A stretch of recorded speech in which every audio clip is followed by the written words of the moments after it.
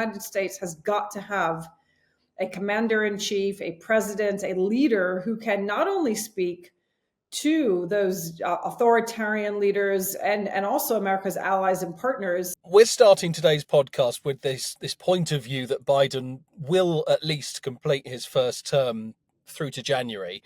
I'm assuming with all the uncertainty that last night caused, you don't think we've got that wrong or anything, do you? No, I mean, I have every expectation that President Biden will certainly carry on through the election, and through until whenever the next president takes over, and it may well be him. This is, we are in a cloud of uncertainty right now, but there's been nothing official that's come out to suggest that he has changed his mind in terms of running for U.S. president. Do you anticipate that there are Democrats, though, who are not just running a bit scared, but maybe beginning to try and persuade him otherwise now? I think that there are many Democrats. We're certainly seeing it on the pages of the newspaper. We're seeing many people who at one stage or other have been in government. But there's a big difference between the world of journalism and former government officials saying that Joe Biden should now announce that he won't run again. There's a big difference between that crowd speaking up and the inner circle. And it's the inner circle around the president that matters the most. It's the president that matters the most. And, the words that are on the papers, the words on the street are not the same words that filter up to the United States president. Can we just take a look then about just how much control Joe Biden has on, the US's global affairs at the moment? I mean, obviously, we know he's the president. We know he's the number one, as it were. But there's going to be people listening to the World in 10 today thinking, I guess, I hope he has a cognizant team around him. How much power is that team that you've just mentioned? How much power do they have? I mean, a couple of things. First of all, this is a president who, despite the fact that he delivered a poor performance in the debate, has executed a number of very serious policies, not least bringing NATO together in defense of Ukraine, working in incredibly difficult U.S. Congress to get further support, putting together, and we can be very critical of it, but putting together a response to congressional blockage of his border security policy, proceeding to get more policies out the door on immigration, an economic policy that's been very significant, support for Israel that we can certainly criticize, but nonetheless has been robust, a peace proposal. So the list is very long. This is not a president that's backing off of the main foreign policy issues. Look at the diplomacy in the aftermath of the balloon incident with China, measured diplomacy across the whole of the administration, certainly directed by the president. So this is a president who continues to lead as part of a team. And to your question, he has a phenomenal team. Bill Burns playing a very critical role, the director of the CIA, but clearly with a long history in government and in international relations, even when out of government. Jake Sullivan, Tony Blinken, Kurt Campbell, that, the list of people even below that top level in the National Security Council and the State Department and Treasury, across the whole of government, the Commerce Secretary, Gina Raimondo. It's a really deep bench of foreign policy experts. And this is, President Biden is famous for having carried people with him across many decades. If you look at Ambassador Julie Smith, a relatively young member of his administration, the U.S. ambassador to NATO, was working for Joe Biden when he was vice president. So yes, he has a very deep, very experienced, very loyal, very committed team of people with deep foreign policy expertise. Nick Burns, U.S. ambassador to China. I mean, the list is so very long. Jack Lew, the former Treasury Secretary, now U.S. ambassador to Israel. And I mention these names just, to remind listeners that the U.S. president, yes, he's leading with people who really do know their issues and know how to work those issues to develop a plan for implementation, not universally successful, but even if the president stumbles on the debate stage, the machine of the government and of the White House continues to progress. I've just got a couple of quotes that I want to read you. Um, now these are people that it would be inevitable they might want to stick the boot into Joe Biden. Marco Rubio, Florida senator, of course, among the front runners to be Donald Trump's running mate. I don't think we can ignore what we saw tonight because our adversaries will see this broadcast in Beijing, in Moscow, in Tehran. I do worry about the safety of the country when our adversaries come to believe that our president is struggling. I'm not trying to be mean. I'm not trying to be cruel. I'm telling you this has a real impact on how nations perceive us and decisions our adversaries make. And perhaps a little bit more simply from the South Carolina Senator, Lindsey Graham, I just worry that the bad guys are licking their chops right now. If there is a perception that the president is weak or perhaps even, dealing with an actual illness now, whether that's true or not, how much of a problem could that be with regards to the actions that, as Lindsey Graham describes them as bad guys, might make now?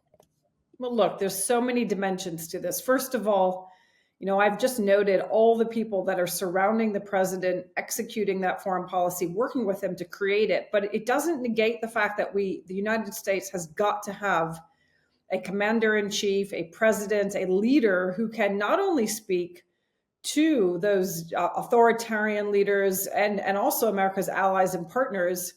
It's absolutely essential to demonstrate the strength of America's commitment that be articulated at the very top level to America's foes, to America's friends, but also in a context where partisan politics in Congress and an electorate, and especially a two-party system that is so deeply polarized, the ability of the leader to command the respect, even when people don't wish to follow or don't agree with the policy, the ability of Joe Biden as president to work Congress, to bring his party together, which is a very divided party between progressives and moderates, to deal with a very difficult MAGA wing of the Republican Party. All of this depends on him being seen to be and being credible, legitimate, authoritative, commanding, eloquent. The bar for leaders is extremely high right now in an age of social media where every move that's made is scrutinized by the US public and by the world. It's absolutely essential. To your point, does it also mean that there's an opportunity created, that there's a vacuum of power created that others will take advantage of? I'm slightly less concerned about that for the simple reason that we've already discussed, that there are so many people in country, in regions, in the White House, in Washington, that are really surrounding this president and working these issues in a serious way. But it certainly creates, in some ways, the deepest concern and fear is for America's allies and partners, because they're looking at this and they're saying, can this president take the country through an election and be reelected? Or are we now faced with a situation where the president's credibility will continue to drop with his own supporters? And what does that leave us with? That leaves us with the alternative, which is rather stark. President Donald Trump, who has swung an axe on many occasions at America's closest friends, not least Germany, the European Union, less so the United Kingdom, but even the United Kingdom. And that concern at a time when there's a major land war in Europe, when Europe is struggling to make the amendments to its own defense commitments that it needs to do if it's going to work together to deter any further aggression on the part of Russia, not only in the short term, but in the medium and long run. These are very grave questions. So I think for Europe in particular, this will feel like a very, very unsettling period. And let me just ask you, just finally, if you were one of, say, the NATO ambassadors that you've talked about, if you were working on behalf of the US in the UN right now, given that there is this perception that perhaps last night has increased the likelihood of a Donald Trump presidency, what does the next 6 months look like for you if you're in those positions? What, I don't know whether you'd want to call them contingency plans, but what talks might you be having in order to prepare the world for a second Donald Trump term? Well, this is a big debate, right? Whether Europe can actually so-called Trump-proof Europe and Europe's security in the event that Biden were to lose the election and Donald Trump were to return and withdraw support from NATO or from Ukraine. And the reality is it's very difficult to Trump-proof Europe. America and Europe's security is deeply entwined. And Europe's ability to work across each of its member states, and especially with the United Kingdom, which is still recovering its relationship with Europe from Brexit. Hopefully, after the July 4th election here in the UK, that will begin, but slowly to get better.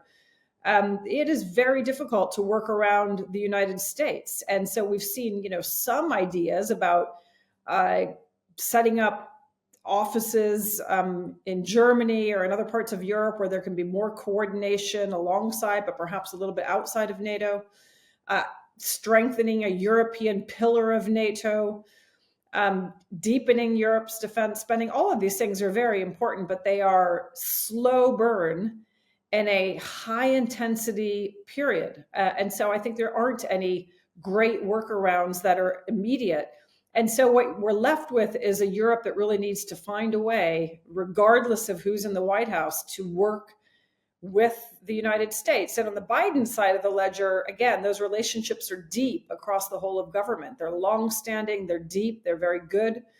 And now what we're seeing, we saw it with David Cameron's trip to Mar-a-Lago. Remember when he was trying to persuade the former president to unlock the hold that he had on Congress, to allow that support for Ukraine to make its way through the legislative process.